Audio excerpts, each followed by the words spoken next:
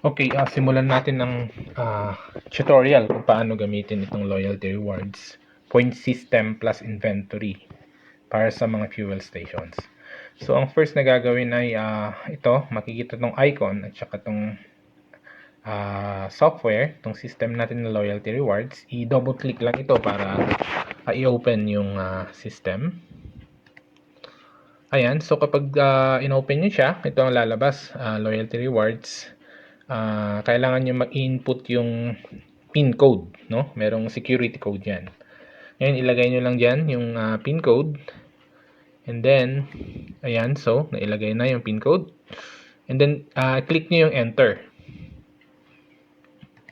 So, pagka-click nyo ng enter, pupunta siya dito sa main menu. Yan. So, dito sa main menu, makikita nyo itong mga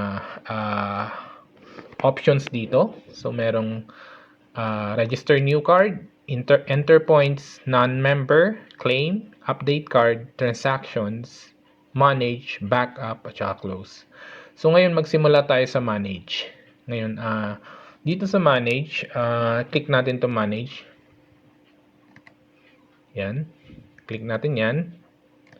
So pagkatapos, pag na-click natin yung manage, lalabas ito, no? So merong dalawang option dito. Point setup at fuel inventory. So ngayon ay tuturo ko kung paano i-set up yung points, no? Points natin. So i-click lang natin yung point setup at mapupunta tayo dito. So dito sa point setup, points management. So ito mag-set natin yung points na equivalent ng 1 liter. So pag nagpa-fuel sila ng 1 liter, so anong equivalent points nun? So dito meron siyang points equivalent, nakasulat 1.5. So papalitan natin yan kung ano yung gusto nating points equivalent ng 1 liter. So input lang natin dito sa input points. So ngayon naka 0 siya, maglagay lang tayo ng value dyan. Ngayon sabihin natin na nakapag-decide kayo na ang gusto nyo 1 liter is 1 point ang makukuha ng mga customer, no?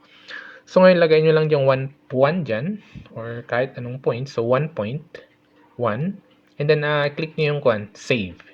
Ayan, click nyo yung save para mag-save siya. Okay, so click nyo lang yung okay. At so ito, naka-updated na siya. So ngayon ang nakaset na point equivalent ng 1 liter is equal to 1 point. Ayan, okay. So pwede nyo nang i-click yung close. So, ganun lang mag-set ng points, no? Madali lang siya i-manage. Okay. So, balik tayo dito sa main menu. So, balik tayo sa manage. Isunod naman natin itong fuel inventory. So, i-click nyo lang yung fuel inventory at mapupunta kayo dito. Ito naman, dito, yan. So, kung gagamitin nyo yung system, so, kailangan i-register nyo dito kung ano kung ilan yung laman ng inyong underground tank, no? So mostly, so yung product nyo is normally tatlo yan eh. Diesel, unleaded, at saka premium. So iba-iba yung tanke niyang mga yan, yung mga tank niya, 'di ba? Nasa underground tank, iba-iba. So ngayon may mga capacity yon kung ilang liters yung bawat tank. So ngayon dito, lalagyan natin ng inventory yung bawat tank. So sa diesel, unleaded, at saka premium. So ngayon dito sa enter liters, so ilagay nyo lang dito yung kung ilang liters yung bawat gusto nyo lagyan ng inventory.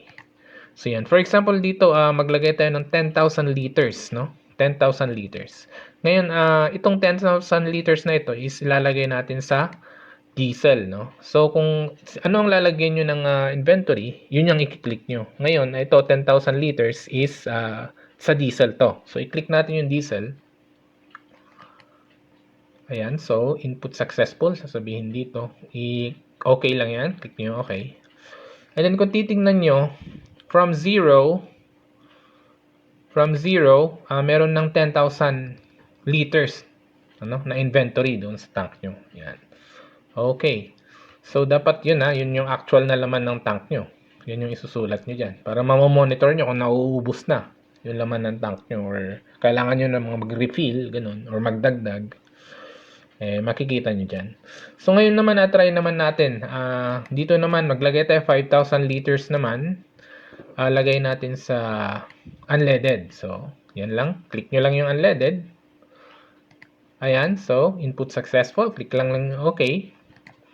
And then, yan. Nalagyan na yung unleaded natin ng 5,000 liters. So, sunod natin. Ganun lang din yung proseso. Maglagay tayo ng liters yan. 3,000 naman sa premium. Okay. Click nyo lang yung premium. And, click okay. And, yun. Meron na 3,000 liters naman para sa ating premium. So, ready na tayong gamitin yung system, no? So, meron na tayo. Kanina, natapos natin yung point equivalent, yung mga points. Tapos ngayon naman, nalagyan na natin ng inventory yung ating system. So, ayan. Okay. So, kung titingnan nyo dito, ayan. So, balik tayo dito Ngayon dito sa ipapakita ko naman paano mag-correct ng error. For example, dito sa unleaded, mali yung nailagay natin. Ang gusto lang nating ilagay is 3,000 lang sana, no? Ang na-type natin kanina, 5,000. So, mali yung na-input natin. So, paano ba natin i-correct yan? So, madali lang mag-correct. So, i-negative lang natin. Ayan. So, for example, ang gusto nga natin na sana na ilagay dyan sa unleaded is 3,000 liters lang. Ang nailagay natin 5,000. So, para i-correct yan, i-negative lang natin yan minus 2,000. Type nyo lang yung negative, tapos 2,000. Para mag-subtract, no? So, 5,000 minus 2,000, magiging 3,000 yan. So, pag nilagay nyo yan, click nyo yung unleaded, kasi yun yung i-correct nyo, no? So, and then, input successful, okay lang. And then, makikita nyo, 3,000 na siya. So, na-correct na. So, ganun lang mag-correct ng mistake, no? Pag nagkamali kayo ng nailagay na input, ganun nyo lang i-correct. Lagay nyo lang ng negative, no? Para ma-compute siya ng maayos. And, mailagay nyo yung gusto nyong quantity in liters, no? Ayan. So, ganun siya mag-correct. Ngayon, so, okay na. So, ganun na. Nakaayos na siya. So, naipakita ko kung paano maglagay ng inventory at paano mag-correct. Yan, okay. So, close na natin yan. So, ngayon balik tayo sa main menu. Ngayon, okay, na-set up na natin yung manage, yung points, at saka yung inventory natin. Ang next naman na step ay register new card. Okay, punta tayo dito sa register new card. Click nyo lang yan. Ayan. So, ngayon, dito sa card, yan, makikita nyo dito, merong card code, first name, middle name, last name, plate, at saka initial points. So, fill upan nyo lahat yan. Normally, kapag gagamitin nyo itong system, meron kayong card Merong card. So, meron kayong card. It's either meron na kayong ginawang card na sarili nyo, or kung wala pa naman, talagang bagong-bago yung fuel station nyo is wala pa siyang point system or wala kayong card, ang ginagamit nyo yung manual na sinusulat nyo sa papel or index card or gumagamit kayo ng Excel or kung ano mang way na ginagawa nyo, wala, or yung ganun, walang card, no? So, nagpo-provide naman kami ng card. So, ganyan lalagyan natin, may mga barcode yon or card code, no? So, ilagay nyo lang dito. So, fill up nyo dyan, lagay nyo yung card code, first name, middle name, last name. Yung middle name, optional yon at saka plate number. So, kahit hindi nyo ilagay yan, okay lang. Pati itong initial points, optional din yan. So, bakit? Okay, sige. So, yan, lagay na natin yung details. Okay, so dito, yung card code na nilagay natin is 00005. Okay, example yan, no? So, yan yung card code natin. So, okay, first name, Ana, middle name, B, Kasey, plate number. So, nalagyan natin lahat ng information, no? So, ito naman initial points. So, 0. Kasi bago pa lang siya, wala pa siyang points, no? So, lalagyan nyo lang ito kapag meron kayong existing system. Or hindi naman siya system, meron kayong reward system na ginagamit, pero hindi itong system na to, no? For example, meron kayong sa Excel, no? Sa spreadsheet, gumagamit kayo, no? Nagre-record na kayo, meron kayong point system na ginagamit na iba. So, gusto nyo i-migrate dito, ilipat dito. Siyempre, meron ng mga account yung dati yung mga customer, meron na silang account dyan sa system na ginagamit nyo. So, may points na rin sila. So, kung, for example, ima-migrate nyo dito, ilagay nyo yung dating points nila para malipat dito sa system natin. Doon maglalagay kayo ng points. Ayan. So, para kapag meron na silang points, yung dating points nila, nilipat nyo lang dito.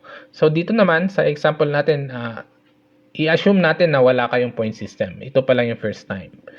So, kaya 0 yung points niya. So, pagkatapos nyo ma-fill up lahat yan, click nyo lang yung register. Yan. Okay, sabi dito, registered successfully. Click nyo lang yung okay. Okay na yun. Tapos na. So, tapos na nakapag-register na tayo ng new card. Nasa system na siya. Ngayon, subukan naman natin siyang lagyan ng points. Yan. So, for example, syempre, kapag meron yung bagong customer nyo, driver, no?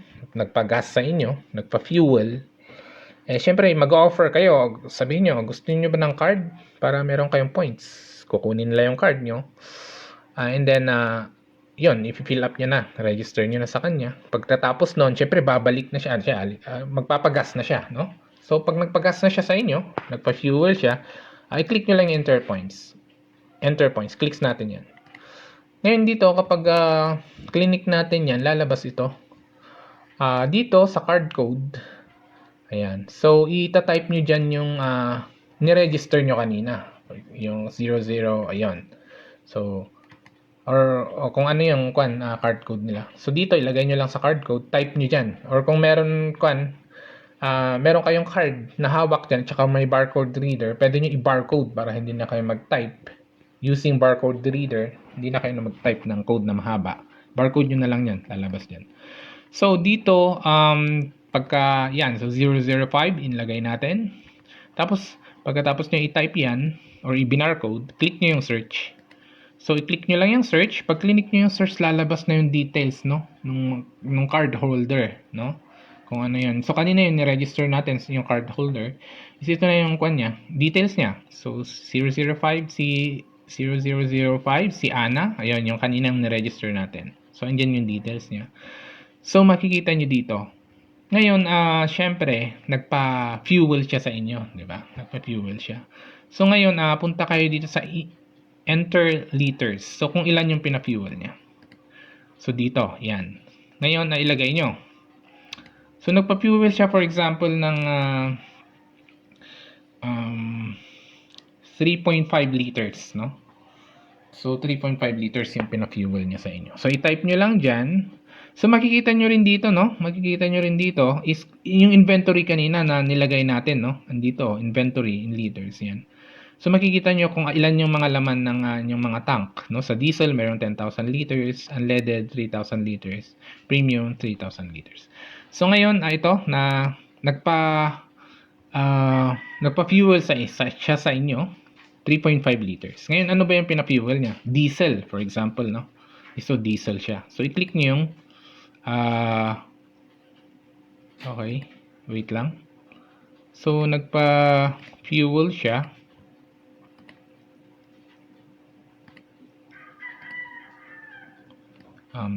Okay. So, diesel, yan. So, i-click nyo lang yung diesel. Kasi yun nga yung pinalagay niya. And then, pag click nyo yung diesel, is lalabas ito. Would you like to print receipt? Sasabihin dito. It's either yes. So, pag click nyo yung yes, magpiprint ng receipt yung POS printer nyo. No? And then, pag no naman, magsisave lang sa system. Hindi siya magpiprint. At saka makikita nyo dito. So, dito na lumabas na yung points. So, 3.5 points. No? Yung na-gain niya. Tsaka yung total points sa labas din. So, click nyo lang yung, click muna natin yung no. Kasi hindi tayo magpiprint. Kasi tutorial to. Tapos, added points successfully. Click OK. And then, so kung makikita nyo dito, nagbawas yung diesel, no? Naging 9,996.5 na lang siya. Nabawasan siya ng yung points na nilagay natin kanina, 3.5 points. Points, I mean, yung liters na binawas natin, na ibawas sa kanya. So, ganun siya. So, ganun lang siya kasimple. Ngayon naman, okay, search natin, no? So i-search natin ulit siya, i-type natin siya, yung card code, kasi na-empty nung natapos yung transaction natin, magi-empty ito Tapos i-search natin ulit siya, tignan natin kung ano na yung nangyari.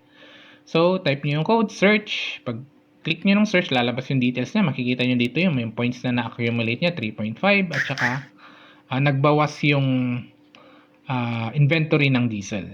Okay, so ganun lang siya. So, dito sa right side, yan. So, tignan nyo dyan, no? Yan yung information niya. And, okay. So, ngayon naman, next is sa unleaded naman. Okay. So, dito sa unleaded is maglalagay tayo ng so, of course, natapos na natin yung proseso kanina. In-search natin siya, ganyan, lumabas yung details niya. Tapos, bumalik siya, nagpagas uli. So, ang pinakarga niya naman na fuel is unleaded. Ganun lang din. Enter nyo yung liters, click nyo yung kung ano yung pinakarga niya, unleaded. So, pag click nyo yan, is, yan, same pa rin. Would you like to print? Yes or no? And then, okay. Added points successfully. So, makikita nyo dito, 10 points yung na-add sa kanya. So, total points niya nadagdagan, no? 3.5 plus 10, naging 13.5 na yung points niya. At makikita nyo rin dito yung unleaded nagbawas, oh. Naging 2,990 na lang, nabawasan ng 10 liters. So, okay. So, click nyo lang yung okay. And then, okay. So, yan naman, i-search na naman natin siya. Tignan natin, 0005. Ito naman kapag ginagamit nyo na yung system, hindi nyo naman kailangan ulit-uliting i-search, no? Kasi a demonstration to, tutorial, pinapakita ko lang kung ano yung nangyayari doon sa account, kaya inuulit natin search. Okay, search natin siya, tignan natin. So, type nyo yung card code, then click search, lalabas yung details niya. So, ngayon, ito, so, tignan natin. So, kanina is naglagay tayo ng unleaded, no? So, ng 10 points. So, paano kung nagkamali pala tayo? Hindi pala dapat 10 points yung ilalagay, ay hindi. Kanina naglagay tayo, hindi, I mean 10 liters yung nilagay natin, no? So, doon sa unleaded. Yan. So, nagbawas yung inventory natin, ano? 2,290 na lang.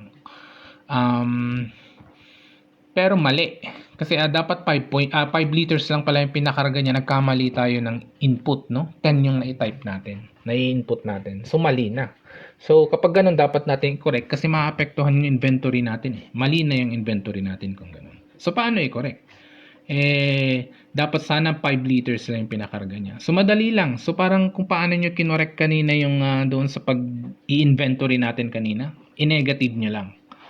So, ito, i-correct natin. So, 10 points, bawasan mo lang ng minus 5 para makorek. Dahil 5 nga lang dapat. Tapos, i-click mo kung ano yung yung kanina. Kung saan ka nagkamali. Sa unleaded, di ba? So, negative 5, unleaded. Click mo yan. And then, ganito lang. Would you like to print? Yes or no? Click natin yung no. And, added point successfully. Okay. So, yan. So, na-correct na siya. No? So, ang ginawa ko dito, sinearch ko muna uli siya dito sa taas. 005. Click ko yung search. Lumabas yung details. And then, makikita nyo dito yung total points niya. Okay? Nabawasan ng 5. Naging 8.5 na lang. At, tignan nyo yung unleaded. Bumalik yung, na-correct yung inventory nyo. No? Ayan. At least na-correct siya. Nakita nyo. Ganon mag-correct. I-negative nyo lang para bumalik sa dati. So, ang next naman is ganito. Search natin siya ulit. Okay, sinearch ko siya uli, no? Sinearch ko uli yung si 0005 na yan. And then, ito naman, nag-enter tayo ng 3 liters naman. So, for example, bumalik uli siya, nagpa-fuel uli. 3 liters naman ang kinarga niya. Ngayon, dito, dapat sana ang kakarga niya is premium, no? 3 liters na premium dapat. Kaya lang, nagkamali tayo uli. Ang na-click natin diesel. Siyempre, mali na yun. Maapektuhan yung inventory natin. Kasi ang pinakarga niya is premium, pero diesel ang clinic natin. So, ngayon, na-click natin yung diesel. So, ayan, okay. Lalabas lang uli yan. Would you like to print? Yes, no, no natin. Okay, click nyo lang yung okay. Ngayon, siyempre, mali na yan, no? Ito, i-search ko uli siya. Sinearch ko uli. Nilagay ko yung 0005, search, tapos lumabas yung kwan. Mali na, kasi nagbawas yung diesel. Mali. Kasi, premium dapat yung, premium nilagay natin doon sa sasakyan niya Sa motorsiklo niya, or kung ano man yun. premium yung nilagay natin, diesel yung nagbawas, mali na yung inventory natin. So, paano natin i-correct yan? So, madali lang i-correct yan, no? So, ngayon, same process, i-negative lang natin, uli, negative 3, para bumalik sa dati, no? Tapos, i-click natin yung diesel. Okay, yes or no, no lang natin yan, and then okay. Ganyan. So, kung makikita natin, bumalik na sa dati yung inventory natin, no? So, hindi, kapag sinearch natin uli siya, yan, type natin yung code, search, lalabas yung details. Kung titignan nyo, naging 9,996.5 na uli, na-correct na siya. Pero, syempre, syempre, nabawasan yung premium natin kanina. Hindi pa natin na-i-input. So, input na natin. Ngayon, lagay na natin yung tamang input. So, dito, lagay na natin yung 3, yung dapat na ipapagas niya, pero, dito na sa premium, no? Oh, ito na dapat. Kasi ito dapat yung i-click natin kanina. Kaya lang diesel yung na-click natin na mali, no? So, bago natin i-correct dito sa kwan, ilipat sa premium, dapat i-correct muna natin yung sa diesel. Kasi nagkamali para maiayos yung inventory. So, kanina nag-negative 3 tayo, naiayos natin na i-correct natin yung inventory ng diesel. Ngayon, dahil na-i-correct natin yan, so ilagay na natin siya sa tama. So, 3, tapos sa premium na natin i-click. Okay? Para naman tama yung mag-match yung inventory natin. So, yan. Would you like to print? Yes or no? No lang natin. And then, kung titignan nyo dito, nagbawas na yung premium. Okay. Yan. Ngayon, importante ito kasi kapag hindi nyo kinokorek, hindi yung yung gumagamit ng system is hindi siya nakafocus or hindi niya inaayos yung paggamit niya ng system, mali-mali. Mali-mali na rin yung record nyo. Mali na rin yung inventory nyo. Baka nagtataka kayo, bakit ubos na yung diesel?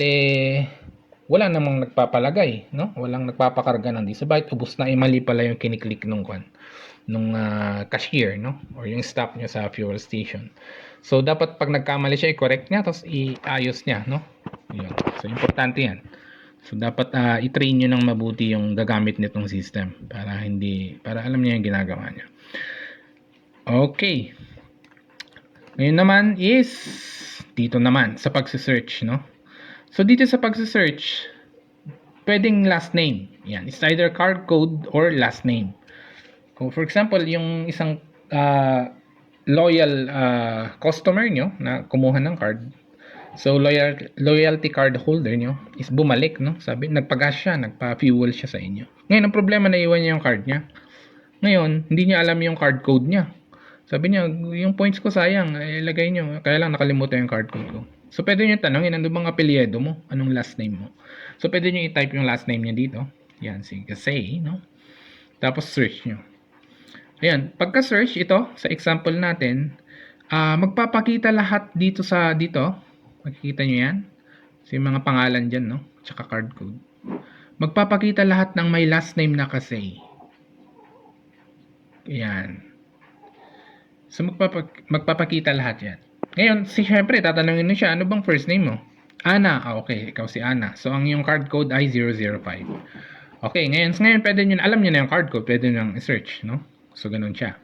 So, ganyan yan. For example, nawala yung card or naiwan yung card, tanungin nyo lang yung last name niya, ma-identify nyo na kung sino siya, kung ano yung card code niya. Okay, so ganun lang siya. So, pwede siyang mag-search using card code or last name. So, ngayon, balik tayo sa main menu. Yung next naman is non-member nakasulat. So, ito na yung next. Ito naman yung mga walang card, no? For example, naligaw sila sa fuel station nyo, taga-ibang lugar sila, wala silang card, and then ayaw din nilang kumuha ng card. Okay lang. Sige, kapag nagpa-fuel sila, click nyo lang yung non-member. Huwag sa enter points kasi wala naman silang card wala silang. So, punta kayo sa non-member, click nyo yan. And dito lang, so input nyo lang yung liters, kung ilan lang yung pinakarga nila. Para lang ito naman, para makuha nyo yung inventory nyo. No? So, para sa inventory ito. Para makuha pa rin. Mag-inventory siya. So, dito, liters, yan. So, kung ano yung pinalagay niya sa inyo na fuel, piliin nyo lang. For example, dito, nagpakarga siya ng 5 liters na unleaded. So, click nyo lang yung unleaded. Lagay nyo dyan kung ilang liters yung pinakarga niya. Tapos, unleaded. Kung unleaded yun. So, yan. Okay, input successful. Okay lang. Click nyo yung okay.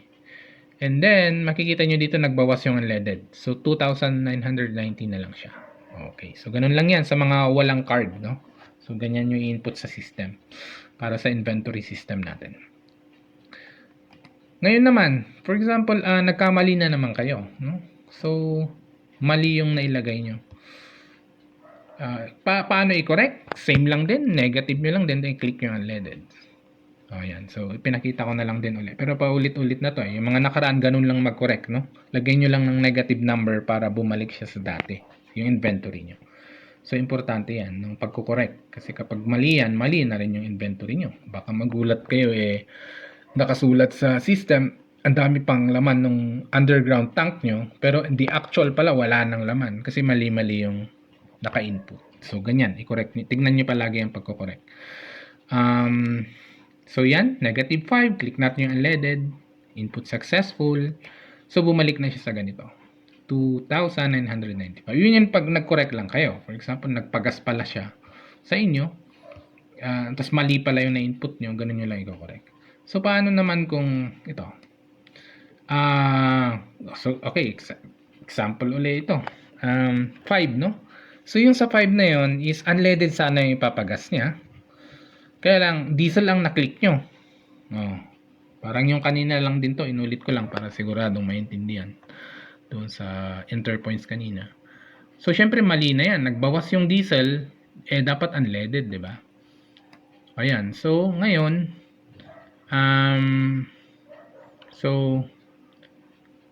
i-correct niya yan, no? Ayan. So, ayan siya. Kung titignan nyo. Okay, so ganun lang yun.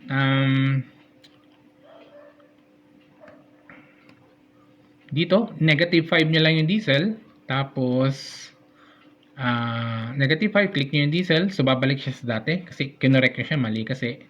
Tapos, yun, bumalik na sa dati. And then, syempre, ang next na gagawin nyo dyan is, ilalagay nyo na yung tama, 5. Tapos, i-click nyo na yung tama, unleaded. No? Para doon magbawas. Okay. So, ganun lang mag-correct. So, ganyan siya. Dito naman sa claim.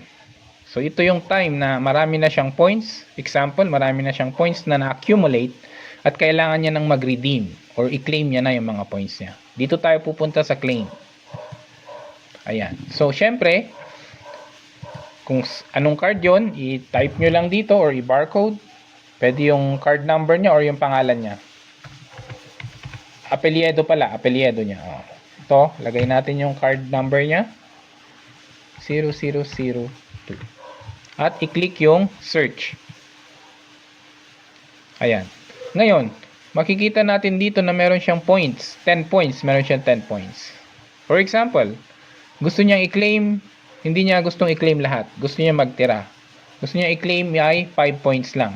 Lagay lang natin dito, 5. Tapos, i-click natin yung claim. Ayan. So, yes or no lang yan. Would you like to print receipt? Tapos, click lang natin kung ano yung mapipili natin. At ito, points claim successfully. So, magbabawas na yung points niya. So, 5 na lang ang natira sa points niya. Okay. So, next naman, sa update card. No? Ito, kunyari, meron i-update sa details ng card niya. Kunyari, pangalan niya, ganun. Wrong spelling, or merong kailangan i-update. Dito lang siya sa update card. Ayan. So, i-search nyo lang kung ano yung card number.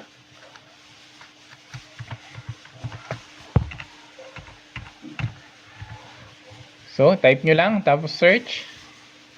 At ito, makikita nyo dito. Yan, yung details niya. First name, middle name, last name, plate number. Yan lang ang pwede nyong i-edit. Yan lang.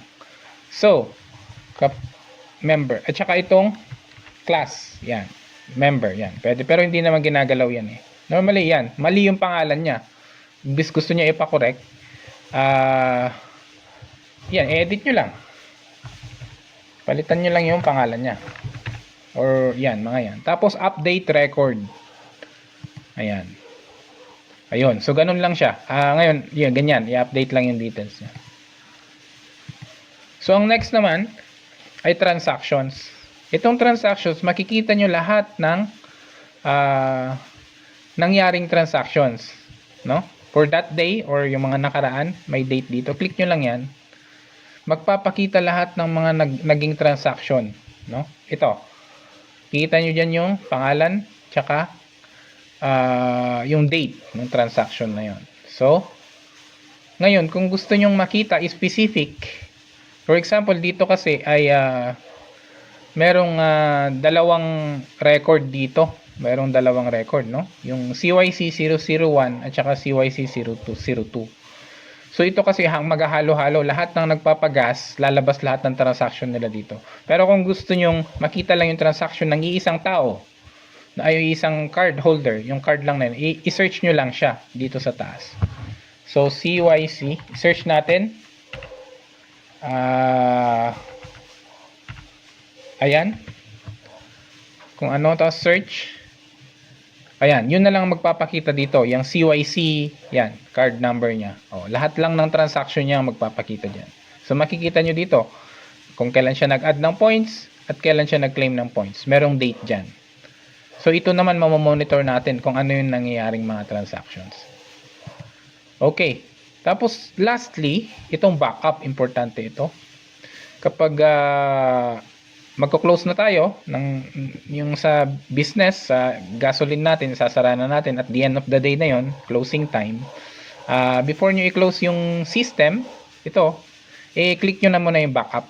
So, pagkatapos ng last transaction nyo, yung last na nagpagas, click nyo yung backup, click nyo lang yan. Tapos, mag-wait lang kayo. At nagba-backup siya. Hintayin mo lang. Ayan. So, pag sabi dito, backup successful, okay na. Okay. Pagkatapos nun, pwede nyo nang i-close yung system. So, ganun lang kadali gamitin yung system na ito.